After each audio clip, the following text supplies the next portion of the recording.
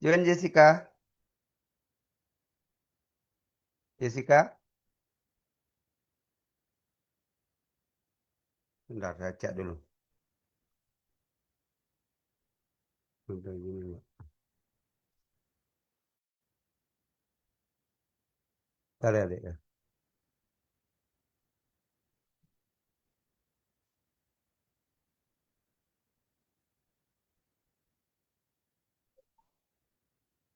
Jessica, selamat sore. Betul ya? Kortinya Jessica yang hubungi saya, ya? Oke, betul Kak. Oh, ya, ya. Udah join ya. Terima kasih ya, Jessica. Anda, saya hanya lewat Jessica aja ya untuk komunikasi kuliah ini. Sesuai jadwal yang diberikan Ibu Prof. Switi, Ibu Koordinator. Yang saya terima itu hari ini kan ada presentasi tugas, ya deh ya.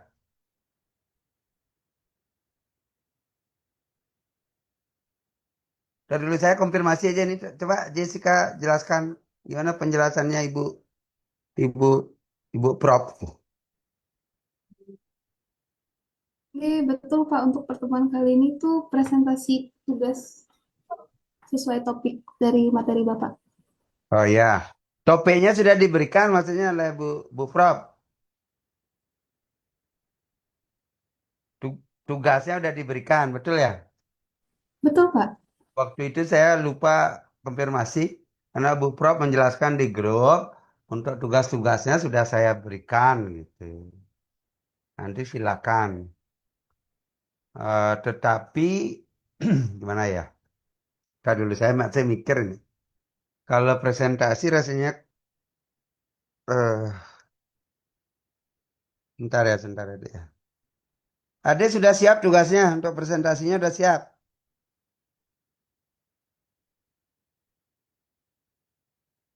Bentar saya cek lagi nih.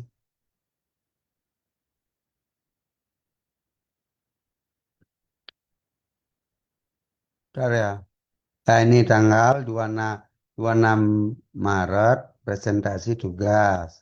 Sambil saya ngecek ya adik-adik, hari ini saya daringkan karena memang sampai besok sistemnya masih work from anywhere.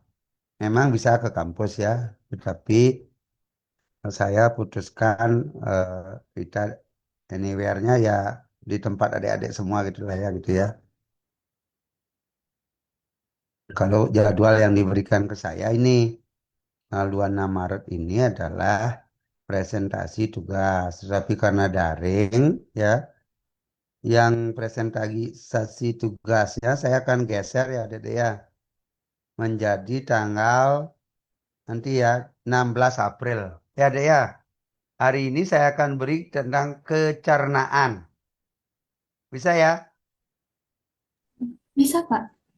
Ya, karena kalau dengan waktu 1 jam ini agak sulit ya harus disiapkan. Atau nanti saya apa offline pun kalau hanya 1 jam tuh nggak cukup waktunya sebenarnya presentasinya seperti apa.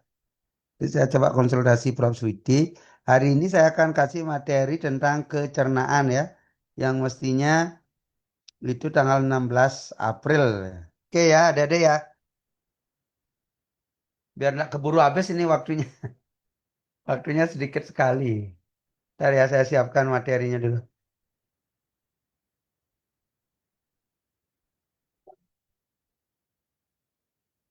Ini lah.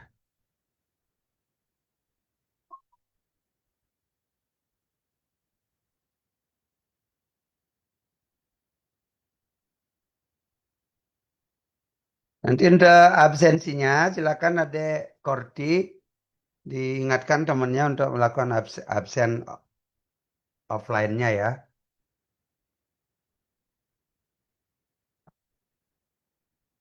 Ntar, mana nih materinya?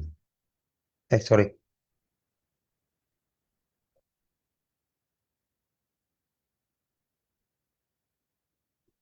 Nah, ini saya anu dulu sedikit ya, refresh ya. Terkait ilmu pakan dan nutrisi hewan ini ya. Saya sudah berikan sumbernya, jenisnya gitu ya. Ada berserat, ada asal tumbuhan, asal tanaman, ada asal hewan gitu ya.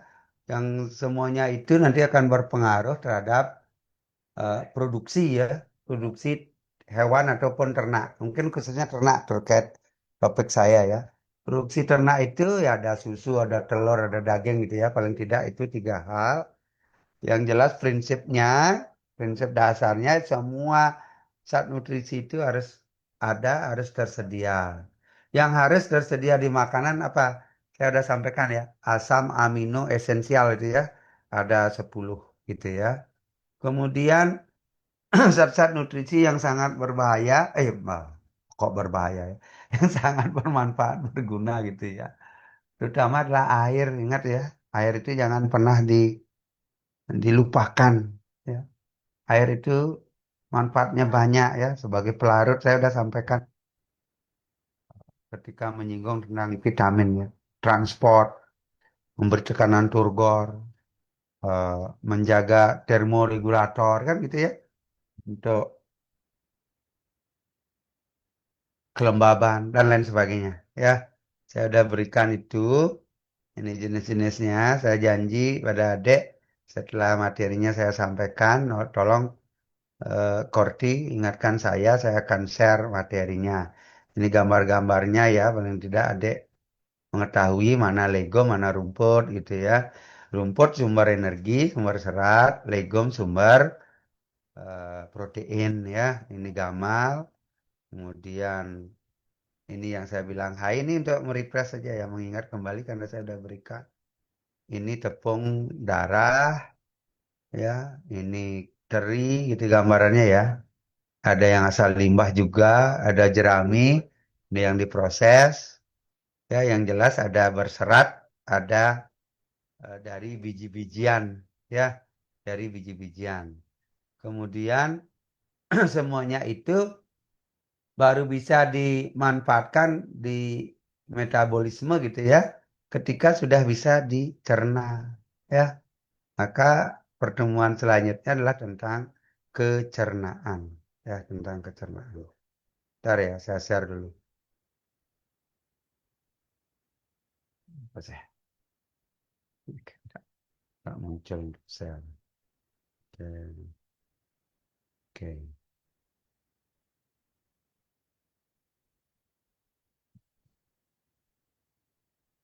Ya, sistem pencernaan ya. Ini semua kaitannya dengan makanan yang dimakan. Ya, kalau kelompok ternak dikelompokkan ada ternak ruminansia, ada non ruminansia ya, Adik-adik ya. Jadi ada yang lambung tunggal, ada yang lambungnya majemuk seperti apa. Nanti kita bisa lihat. Yang jelas, digestion itu adalah proses penguraian bahan makanan dalam saluran pencernaan sehingga dapat diserap dan digunakan oleh tubuh. Ya. Oke. Nah, ini saluran pencernaan secara umum ya, Adik. Saya kira Adik di FKH tahu lebih detail tahu bagian-bagiannya. Ya, yang jelas ini salurannya. Kan mulai dari mulut kata itu ya. Esophagus, lambung, usus halus, sekum, usus besar, rektum, anus, gitu ya. Saya kira cepat saja karena nanti ada gambarnya. Nah, katakanlah kemudian non ruminansia.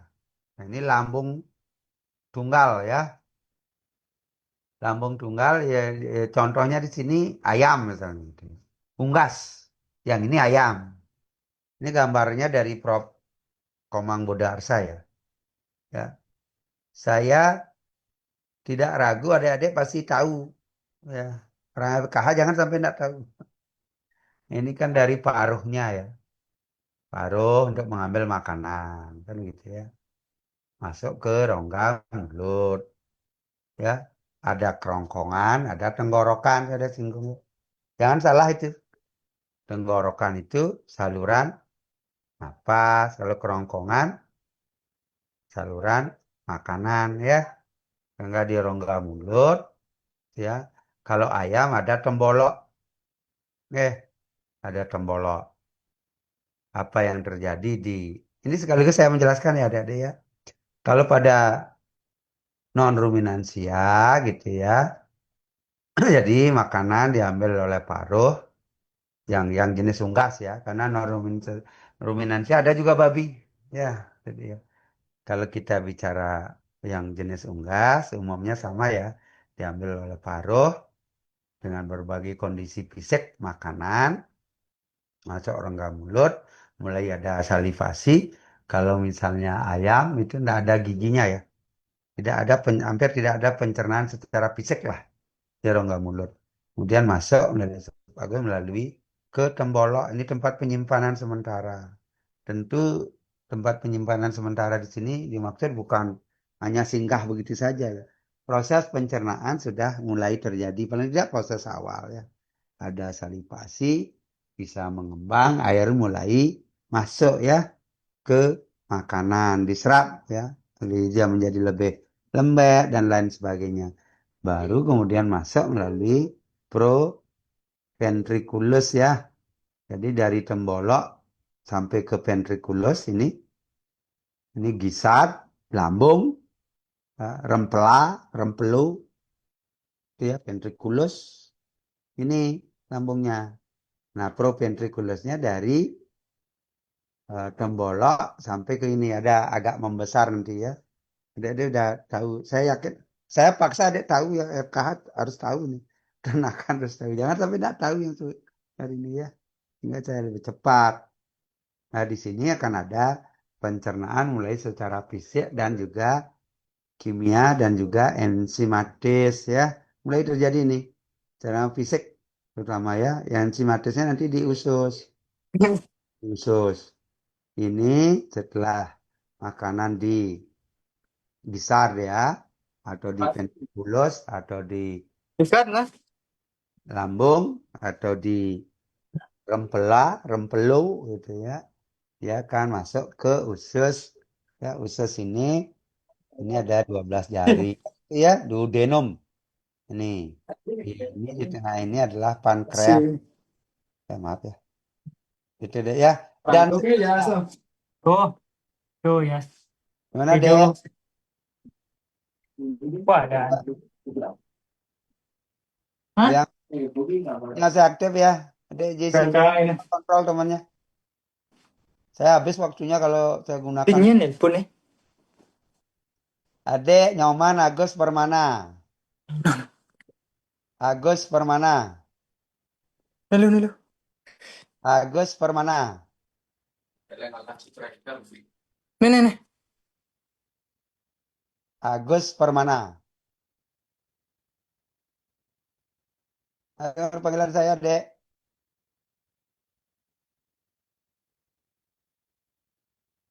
Nyoman Agus Permana. Gitu. Nah, Anda tadi gini sekali. Ya, baru masuk atau gimana?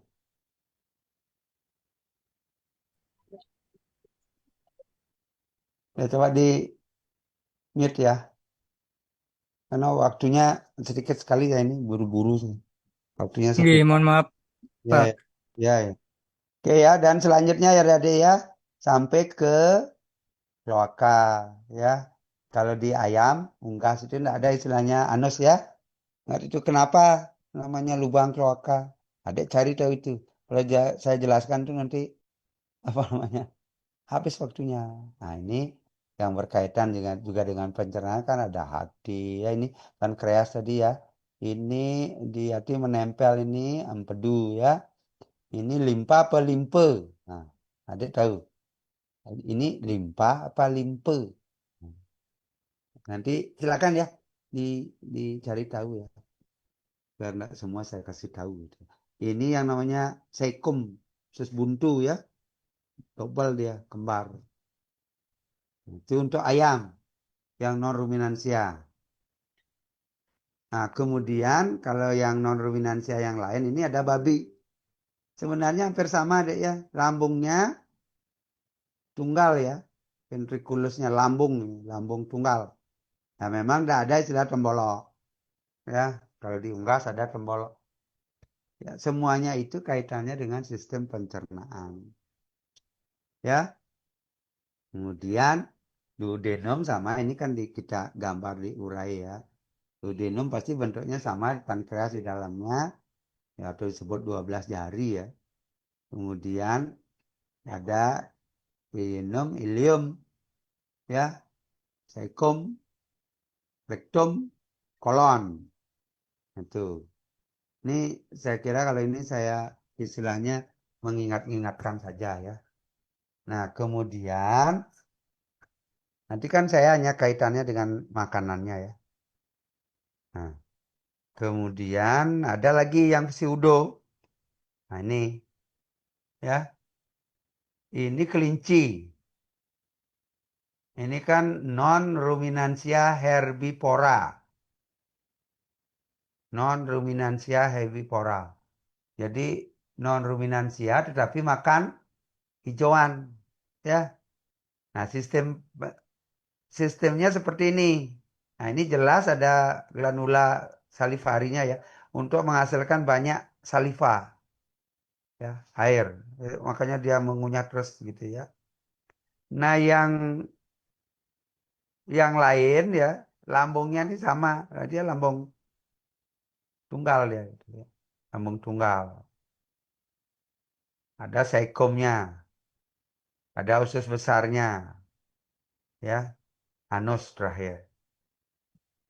Oke, di sini artinya glanula untuk penghasil salivanya ini menonjol ditonjolkan ya. Jadi dalam proses pencernaan dia banyak dibantu oleh salivasi ya. Salivasi. Nah, kita masuk dulu ke yang lain. Nah, ini kuda, ini juga non ruminansia herbivora. Kalau itu kan peralihan ya. Maaf ya, Dek. Kalau kelinci ini pseudo ya. Ini pada kuda banyak yang tidak tahu karena ruminansia diindikasikan makan rumput, begitu kuda dibilang makan rumput enggak. Kuda itu lambungnya juga tunggal, tapi pencernaan seratnya ada di sini nih, Dek, nih. Di usus besarnya sampai ke kolonnya ya, ke akhir. Ini panjang sekali. Pencernaan seratnya di sini terjadi ya. Di lambung mungkin tidak. Itu. Nah, dengan sistem pencernaan seperti ini, ada ya, misalnya pada ternak non ruminansia, maka nah, makanan, bahan pakan ataupun apapun namanya ya, yang ransum gitu ya, eh, yang sudah sesuai kebutuhannya kan ransum, itu harus rendah serat. Serat kasarnya harus rendah, ada batasnya. Dia harus lebih tersedia. Karbohidratnya yang lebih sederhana karena kemampuan untuk mencerna seratnya itu rendah. Itulah sebabnya kalau yang non ruminansia jenis makanannya adalah berupa biji-bijian. Sekali lagi rendah serat. Ya, kalau kandungannya sama deh, mengandung energi, mengandung protein, vitamin, mineral gitu ya, sama itu. Tapi tersedianya itu harus yang sederhana, ya, karbohidrat sederhana, terutama kan bicara tentang sumber energi ya.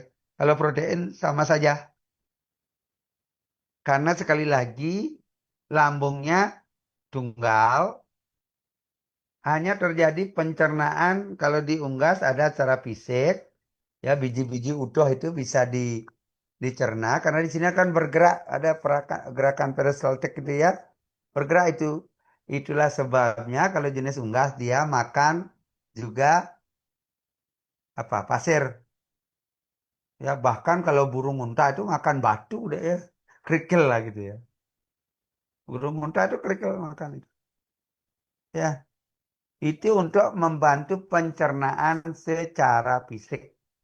Ya, kebetulan saya ceritakan sedikit ya karena saya waktu S1 penelitiannya ini. Jadi saya kasih ayam itu makan, dia bebas pilih ya, free choice feeding ya. Antara yang tepung, sumber protein gitu ya. Kemudian yang biji-bijian yang sumber energinya dalam bentuk biji. Biji jagung artinya biji utuh ya. Nah, kemudian karena ini aktif bergerak, yang diberi makan mengandung biji-bijian gitu ya, makanannya itu ventrikulusnya ini lebih berat deh ya, lebih berat. Karena dia aktif bergerak sama dengan massa otot lah gitu. Bisa saja dia ukurannya relatif sama, tapi dia lebih berat. Bahkan lapisan yang di dalamnya ada namanya myelin ya, yang lapisan kuning itu lebih tebal dia. Karena secara fisik dia aktif bergerak karena dikasih biji-bijian. Nah, sedangkan yang tidak dikasih biji-bijian dia lebih rendah dia. Dan saya penelitian ini. Nah, kemudian kalau misalnya dikasih eh, sampai batas tertentu seratnya relatif lebih tinggi, ya deh ya. Ini ususnya ini akan relatif lebih panjang dia. Nah, itulah batas-batas apa namanya? Adaptasi makhluk hidup ya. Dalam hal ini khususnya ayam yang saya ceritakan itu pada batas tertentu dia bisa ada mekanisme adaptasi dia. Oh, makanan saya seperti ini. Ini khususnya permainan tujuannya lah untuk bisa lebih mengefektifkan penyerapan zat-zat makanan. Ya, tetapi itu kalau diberikan dalam rentang waktu yang relatif lama deh ya. Kalau hanya sehari 2 kali, oh, biar panjang khususnya kasih makan ini, ya enggak bisa ya. Oh, biar rempedalnya atau empedalnya tebal ini, kasih biji-bijian lah bisa ya. Itu harus relatif lebih lama lah gitu ya. Bisa hitungannya bulan baru bisa signifikan kita dapatkan. Ya. Nah, sekali lagi karena sistem pencernaannya sederhana seperti ini, dia harus relatif tersedia terutama adalah pada kandungan seratnya. Ya, dia tidak bisa mencerna kandungan serat yang tinggi. Demikian ya adik-adik ya. Kemudian ini sama ya, dia ada penyesuaian nanti adaptasi, tapi saya enggak habis waktunya ya. Adik dalami ya, ini pseudo ya, peralihan artinya antara non ruminansia ke ruminansia ya. Pseudo disebut bukan non ruminansia herbivora. Kalau kuda jelas disebut ya non ruminansia herbivora. Nah, di sini ini ya yang pseudo ini ada makanya salivasi. Salivasi ini kan proses awal ya. Dia mulai melarutkan dan sebagainya sehingga begitu masuk dia maksimal di sini. Ini pencernaan secara enzimatis kimia ini sudah berlangsung nanti ya. Itu mekanisme. Nah, sedangkan kuda ya seratnya di sini. Ya, di usus besarnya ini. Panjang sekali ya. Dimulai di saikum, kemudian usus besar itu terjadi pencernaan serat. Oke, pasti bersifat enzimatis ya di sini. Tidak mungkin bersifat fisik ya, kimia, enzimatis paling begitu. Apalagi biologisnya tidak terlalu ya, ya. Nah, beda halnya dengan ini ruminansia. Jadi ruminansia saya ambil contoh sapi. Ruminansia itu sapi, kerbau, babi rusa, apalagi kambing ya. Itu namanya ruminansia, meruminasi, memamah biak, mengunyah kembali. Mekanismenya seperti apa? Ya, adik dalami silahkan cari. Gampang jadi ya di YouTube aja cari mekanisme ruminasi pada sapi itu. Kelihatan gambarnya ya. Dimakan begitu saja dulu masuk. Setelah di lambung nanti ada periode waktunya ya dia dikeluarkan lagi dalam bentuk bolus ya. Bulatan-bulatan itu baru dia kunyah lagi. Itu sistem pencernaan di ruminansia. Makanya dia mampu mencerna serat kasar. Terutama sekali adalah ini ya, ya. Jadi lambung ternak ruminansia, sapi, kambing, domba, kerbau, dan yang lain ya. Misalnya babi rusa gitu ya. Rusa ya, bukan babi rusa. Ini ada 4 ruangnya, Dek. Ya, dari esofagus kan dari mulut nih. Masuk. Nah, masuk dulu ke sini yang pertama ini retikulum. Retikulum itu kan sama seperti ventriculus ya. Lambung lambung tunggalnya kalau ini. Kemudian dia ke abomasum, omasum, abomasum baru yang paling besar itu adalah yang rumen, ya, rumen. Inilah yang kemudian makanya disebut ruminansia karena lambungnya itu ada yang paling besar ya, ada namanya rumen, ya, rumen, omasum, abomasum sebelum masuk ke usus halus, ya. Di sini pencernaannya fermentatif, ya, di rumen ini, di lambung yang paling besar. Yang kalau orang awam di kampung disebut kayak kalong, kalau kayak handuk gitu ya, ada pilih-pilih ususnya gitu ya, pal itu. Yang ada apa ya, kalau bikin rawan itu bagian yang paling enak ya, itu. Oke, jadi inilah pencernaan secara biologis, secara fermentatif. Kenapa kemudian ternak ruminansia mampu mencerna serat? Karena dia ada aktivitas mikroorganisme di sini, di rumen ini, ya, berupa bakteri. Kalau di rumen itu ada bakteri, ada protozoa. Yang bermanfaat itu adalah bakteri. Kalau protozoa itu malah menghambat pencernaan, dialah yang makan bakteri. Kalau di peternakan bisa diakal-akalin ada ya, biar protozoanya tidak berkembang, biar mati, kita ada treatment-treatment yang bisa kita lakukan. Tetapi yang jelas ya ada ya, kenapa ini mampu mencerna serat? Karena di sini terjadi pencernaan secara fermentatif oleh berbagai jenis bakteri, ya. Nah, itu sesungguhnya eh, kalau ternak ruminansia justru 60-70% sumber proteinnya adalah dari bakteri ini deh ya. Bakteri ini makan, diserap gitu ya, kemudian dia akan mati. Yang dia akan berlanjut ke saluran berikutnya. Mati itulah makanya sebagai mikrobial protein. Ya, protein yang berasal dari mikroba rumen. Setelah beraktivitas, mati dia tersedia sebagai protein. Bahkan 60-70% deh ya. Jadi tanda petik ya, tidak terlalu bermanfaat kalau kita memberikan ternak ruminansia itu pakan yang jadi. Dalam arti secara langsung ya. Pakan jadi seperti halnya pakanan ayam itu ya, yang rendah serat itu adalah digunakan pertama-tama untuk memenuhi kebutuhan mikrobanya. Biar mikrobanya aktif deh. Ya, aktif, segar bugar, sehat, dia kemudian mencerna serat kasar. Ya, hijauannya itu. Nah, makanya secara teknis ya di masyarakat malah kebalik. Kalau ngasih konsentrat dan serat rumput yang diberikan lebih dulu adalah konsentratnya, nggih. Sehingga dia sekali lagi udah siap bakterinya masuk serat bisa dicerna. Ya, proses yang lain saya kira sama ya, Dede, ya. Ini jadi bedanya antara sekali lagi antara non ruminansia kan ini ya dengan ruminansia adalah pada lambungnya.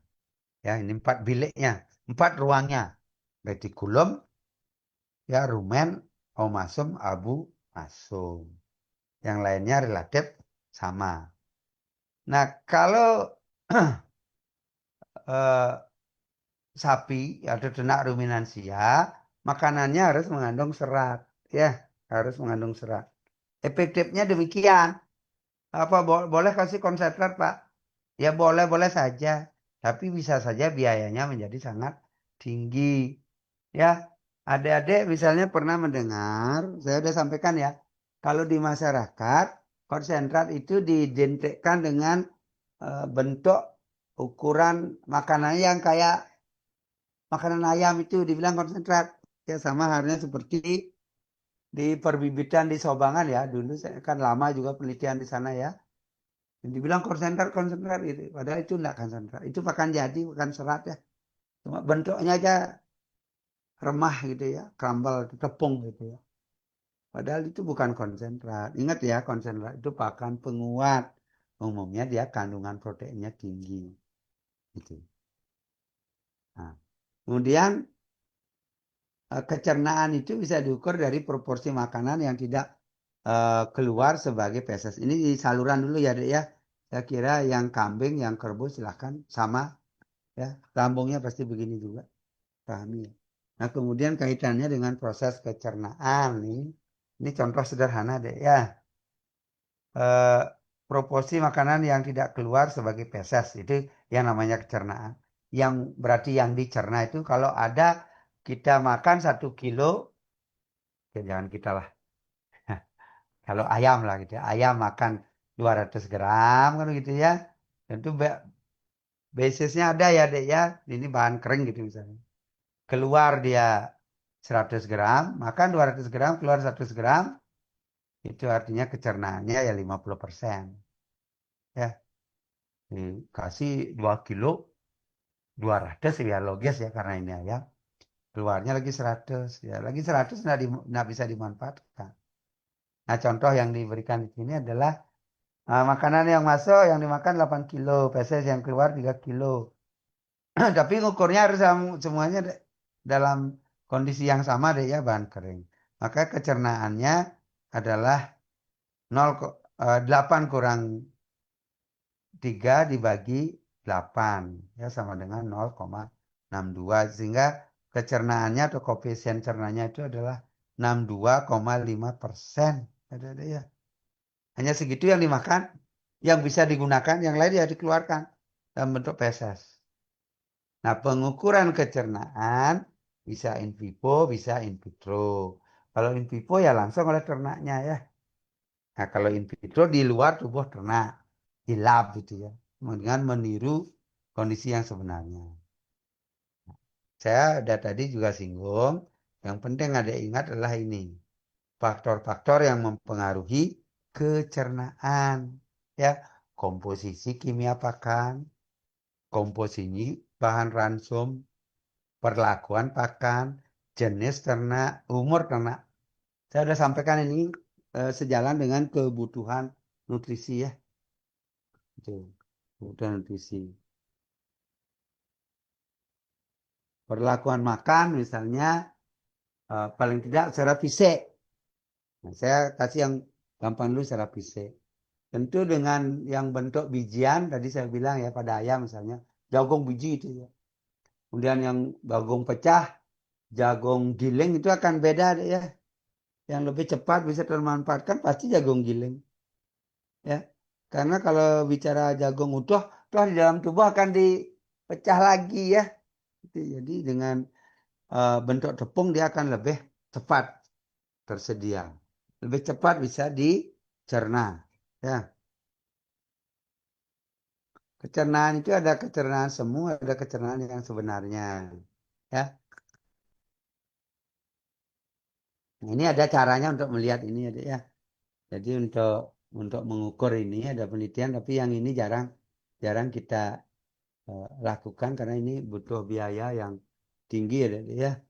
Yang kita lakukan pendekatan adalah dengan istilah kecernaan semu. Ya. Nah, oke.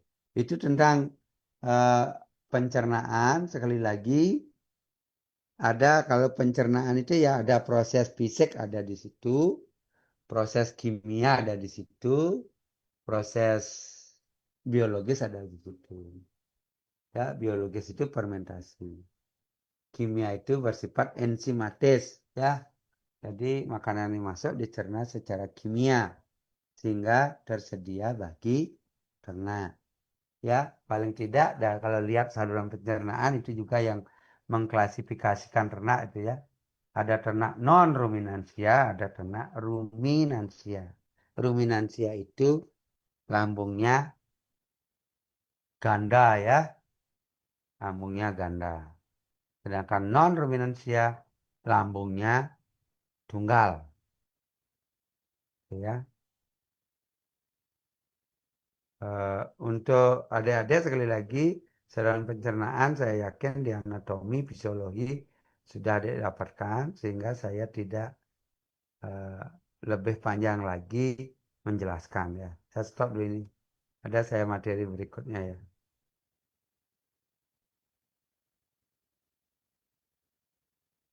Saya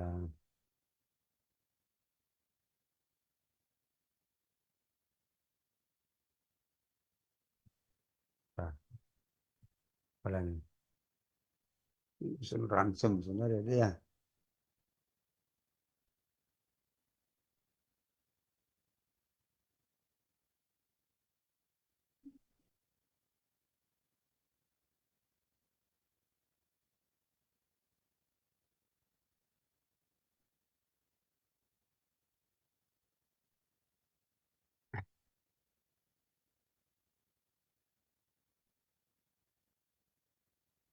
Ini saya sedikit ya selengkapi untuk kuliah saya.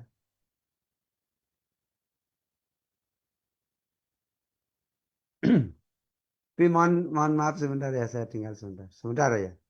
Tolong yang ini.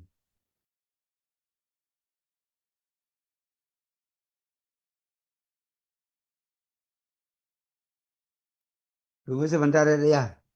Ya, saya terus terang aja saya ngasih kuliah dari rumah. Saya mau ambil minum dulu sebentar. Sebentar ya.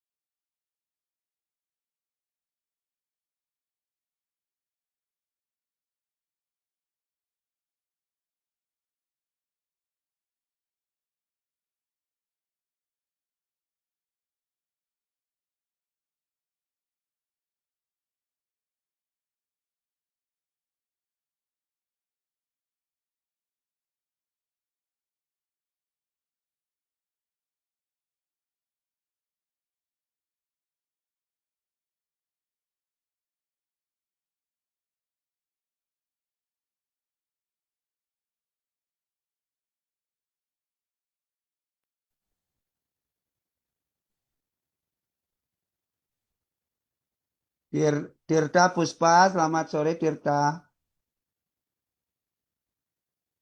Tirta Puspa. G dokter. G Iya, Pak. enggak apa-apa. Saya bukan dokter hewan ya, saya ada kenalan. Enggak apa-apa, mungkin ada kebiasaan. Biar enggak terlalu. Justin, Justin. Hadir, Pak. Oke. Dita, kadek Dita. Hadir Pak. Oke, makasih. Dewi Titis, Dewi, Dewi Titis Angganeng.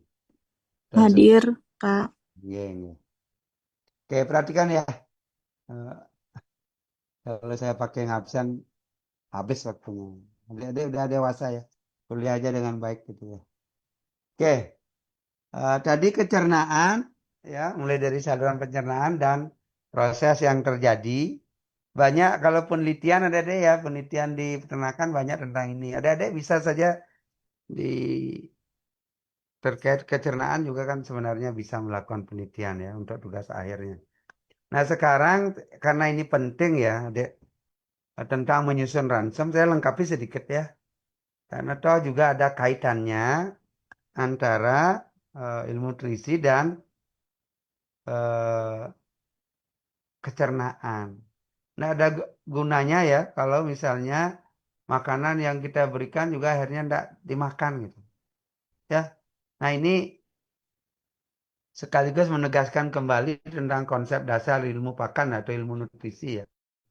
Jadi langkah awalnya ketika kita akan menyusun ransum, ransum itu kan disusun campuran beberapa bahan gitu ya, yang sudah berdasarkan perhitungan kebutuhan ternak gitu ya, dan seterusnya.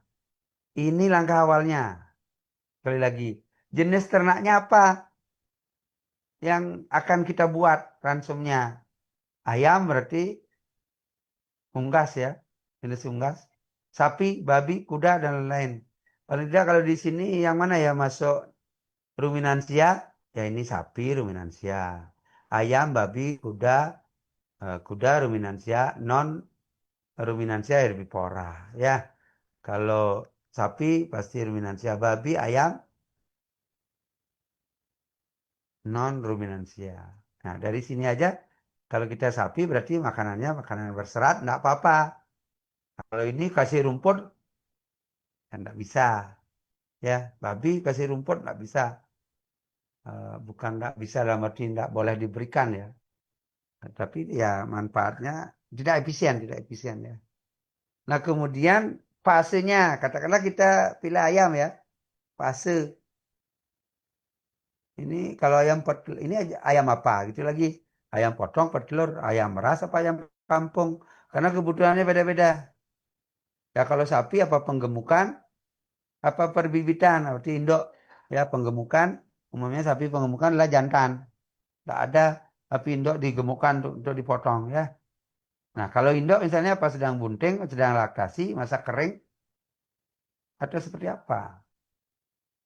Ya fase ternak itu harus apa ini anakan, darah, dewasa dan sebagainya. Jenis kelaminnya apa? Nah dari situ kan kita kemudian tahu banyak berapa banyak zat-zat makanan yang diperlukan. Ya lihat rujuk kebutuhan standar. Ada standar ya. Nah kemudian karena kita mau nyusun ransum bahan yang kita punya apa saja nih ya. Dari kenali oh ini sudah bahan-bahan untuk sumber energi sudah proteinnya ini udah lengkap nih. Kalau nyusun ayam eh, petelur misalnya ada khusus sumber mineral, pongkrang misalnya gitu ya. Ya, lengkap ya susunan nutrisinya dan seterusnya. Nah, kalau ini standarnya banyak ya deh ya, standarnya banyak. Itu bisa diacu.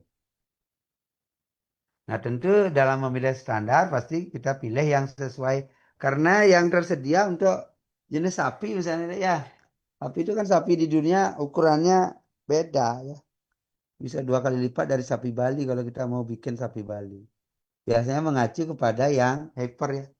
Yang betinanya dipakai yang untuk sapi Bali. Kalau belum ada yang standar khusus untuk sapi Bali. Pakai yang paling mendekati. Karena bicara ransom, bicara biaya, bicara efisiensi. Ukuran-ukuran ini saya kira umum ya. Satuannya. Kemudian standarnya kalau bisa yang terakhir. Kalau yang terakhir berarti udah update. Ya kan berkembang itu. Oke. Nah, ketika kita menyusun ransom, saya juga sudah sempat singgung ya. Syarat bahan pakan itu ya tersedia ya, Dek ya, tersedia. Kalau bagus tapi nggak ada mau apa ya. Kemudian tersedia kandungan nutrisinya lengkap kan gitu ya. Baiklah gitu. Secara ekonomi murah, mudah didapat juga bisa dipandang sebagai aspek ekonomi ya. Itu biaya sekali lagi murah tapi adanya di puncak Gunung Agung gitu kan berat itu. Nah, penting ketika kita menyusun harus melihat juga kontinuitasnya ya. Bahan ini terus nggak ada. Kalau nggak susah juga. Enten nggih? Yang jelas bisa disukai ternak, mau dimakan ya. Kalau nggak mau dimakan gimana caranya? Pala tabel dia. Nah, kalau ada misalnya bahan pakan yang dari segi kuantitas tinggi, banyak gitu ya, dari kualitas bagus gitu ya, tapi nggak disukai oleh ternak, jangan juga serta-merta langsung diabaikan, apalagi di zaman sekarang ya, karena sudah banyak teknologi. Bisa saja diolah dulu gitu. Kalau dulu pasti zaman saya kuliah lah di tahun 91, 90-an itu ya. Kalau rekomendasi untuk yang nggak disukai itu paling ya buang gitu, nggak ada gunanya. Ya, karena nggak akan mau dimakan. Kalau sekarang bisa dilakukan ya, treatment tertentu sehingga dia mau dimakan. Nah, bagaimana menyusun ransom? Menyusun ransom adik-adik, ada yang sistem coba-coba, trial and error ya. Itu yang paling banyak digunakan ya. Kemudian ada metode bujur sangkar, ada oleh person ya. Ada persamaan aljabar, udah ada aplikasi artinya ya. aplikasi. Yang masih sering untuk di level mahasiswa, karena itu juga untuk pemahaman ya, adalah metode yang coba-coba. Ya tinggal kita mencari tahu kandungan nutrisi bahannya ya, berapa banyak. Kalau di zaman sekarang paling tidak bisa sudah dengan mudah ya, bisa dibantu dengan Excel. Ya, kemudian yang perlu dipertimbangkan batas-batas penggunaannya. Ya, bisa karena alasan eh, eh, faktor kandungan nutrisinya, misalnya kasarnya yang terlalu tinggi, ada juga pertimbangan ekonomis. Ya, ya. Kalau tepung ikan itu kan mahal. Kalau banyak digunakan ya harga ransom menjadi mahal. Oke. Nah, ini saya enggak gini, enggak jelaskan ya. Ini batasan-batasannya ada ya, penggunaannya. Jadi banyak, kalau tepung ikan kenapa enggak boleh terlalu banyak gitu. Kadang pengaruh bau misalnya ya, menjadi kurang enak. Itu karena itu terjadi. Hmm. Kalau bikin mineral juga bisa mineral make. Ini ada contohnya ya. Bisa dibuat dari situ. Eh, ini batas-batas ya, adik ya. Ini batas-batas penggunaan. Protein nabati gunakan 10-20%. Tentu sekali lagi pertimbangannya banyak ya. Salah satunya ekonomi. Kalau yang asal hewan digunakan banyak itu harganya akan relatif mahal. Ya,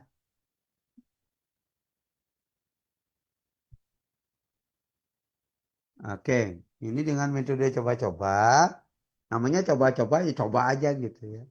Tentu dasarnya adalah pengetahuan tentang sumber bahan pakan yang akan kita gunakan. Kita sudah tahu kandungan energinya sekian, protein sekian.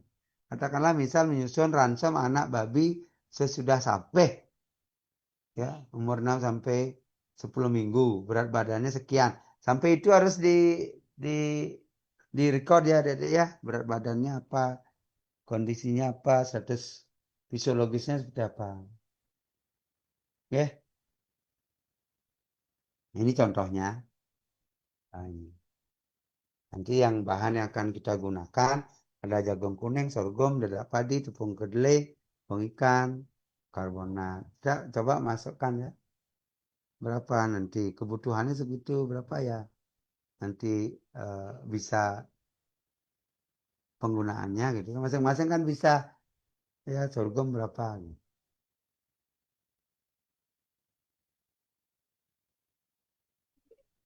Jagung kuning misalnya 60, sorghum sekian sekian sekian gitu ya.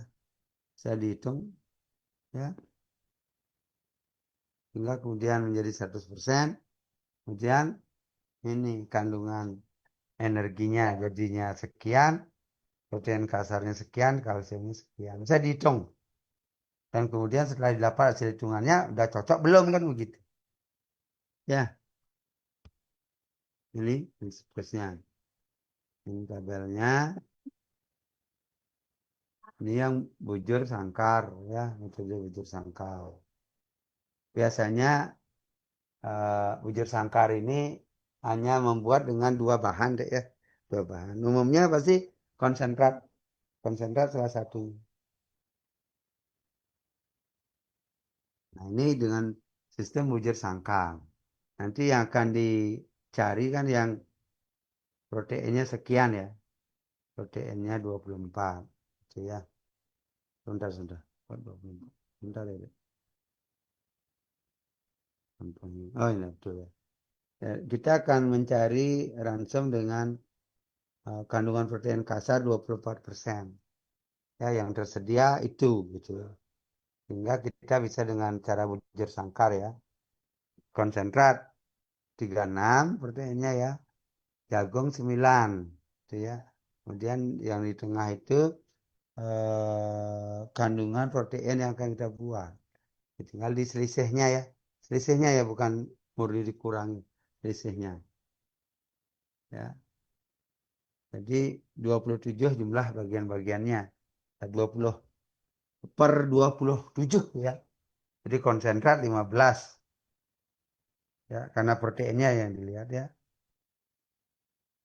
15 ini dibagi 27, 56%. Kemudian jagung kuning itu adalah 44%. Pasti masuk deh.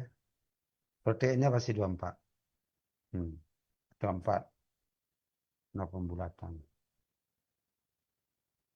Oke.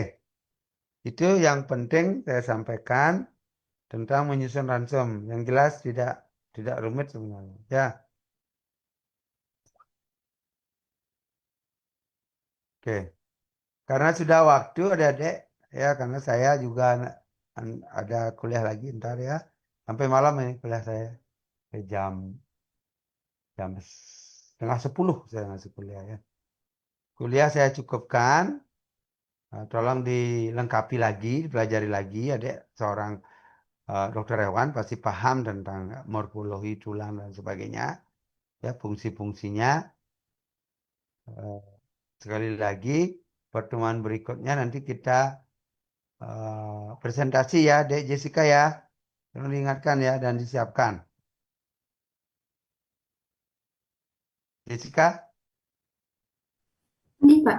oke. Tolong ya dikomunikasikan dengan teman-temannya ya. Ya, Baik ya. adik-adik, saya kira kuliah cukup ya. Udah berlangsung dan kurang lebih 1 jam ya. Udah lebih 2 menit. Kuliah saya akhiri. Adik-adik bisa lab dari room meeting ya. Terima kasih. Terima kasih, Pak.